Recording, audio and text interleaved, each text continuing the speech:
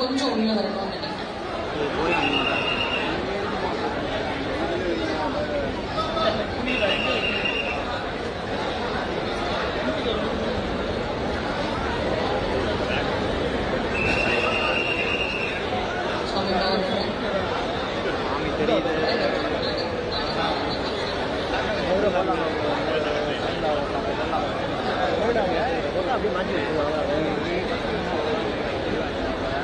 நெஞ்சில் வஞ்சமில்லா இனம் தரக்கூடியவள், நல்லன எல்லாம் தருபவள், கலையாத கல்வியும் குறையாத வயதும், ஓர் கவிடு வாராத நட்பும், கன்றாத வளமும் குன்றாத இளமையும், கழு பிணி இல்லாத உடலும், சரியாத மனமும், அன்பு அகலாத கணவனும்.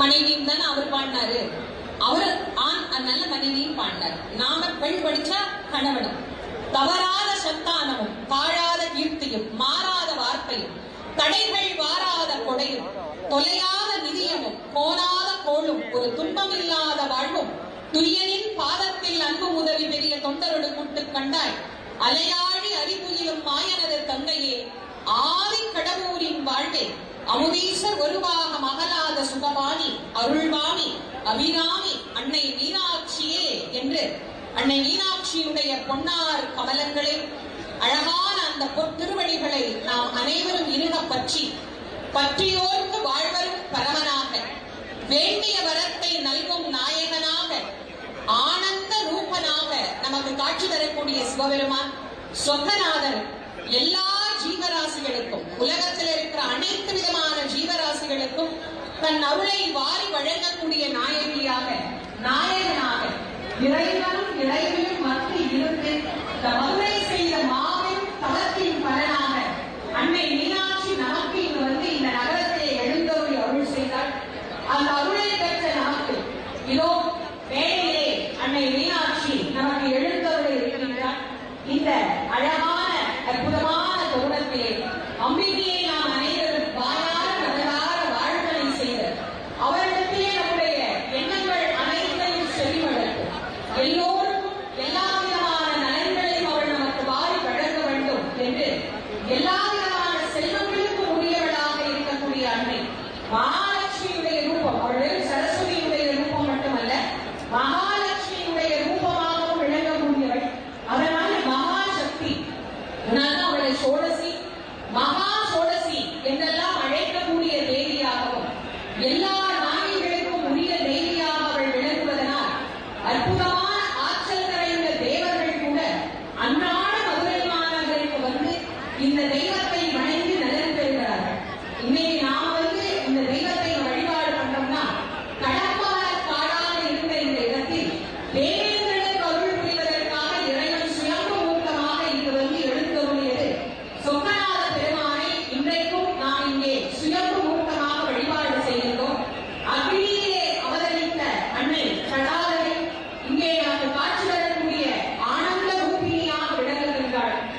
பாண்டிய குல பேரரசி, உலகத்தின் முதல் பெண்ணரசி, மதுரையை ஆளும் மங்கையரசி, மக்கள் உள்ளமெல்லாம் கொலுவிருக்கும் மனோன்மணி, எம்பெருமாட்டி, திரு ஆலவாய் உடைய அங்கையர் கண்ணி, நம் உள்ளமெல்லாம் கொள்ளை கொள்ளும் பேர் அழகு நாயகி, மகாரூபிணி, இதோ மீனாட்சி பராக் பராக் பராக்.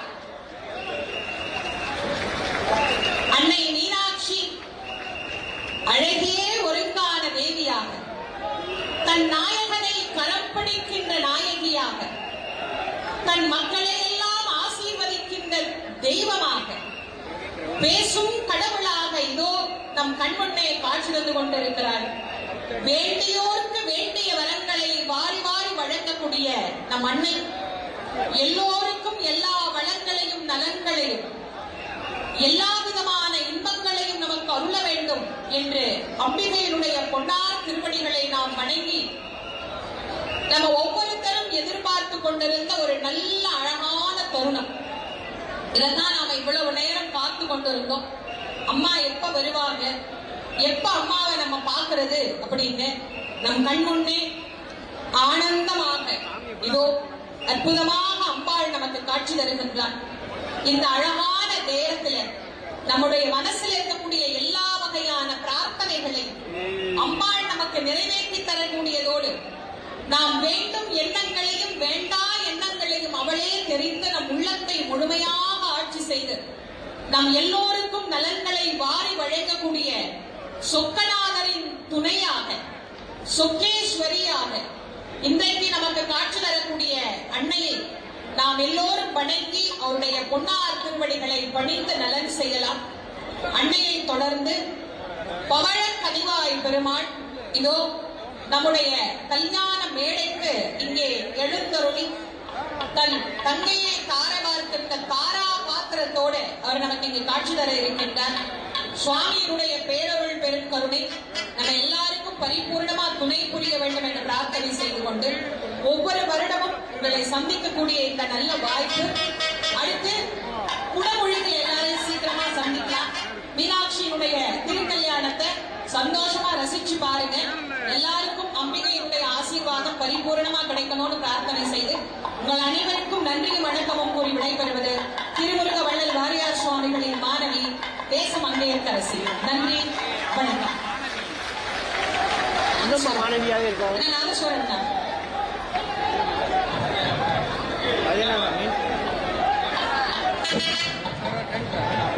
பெருமாள்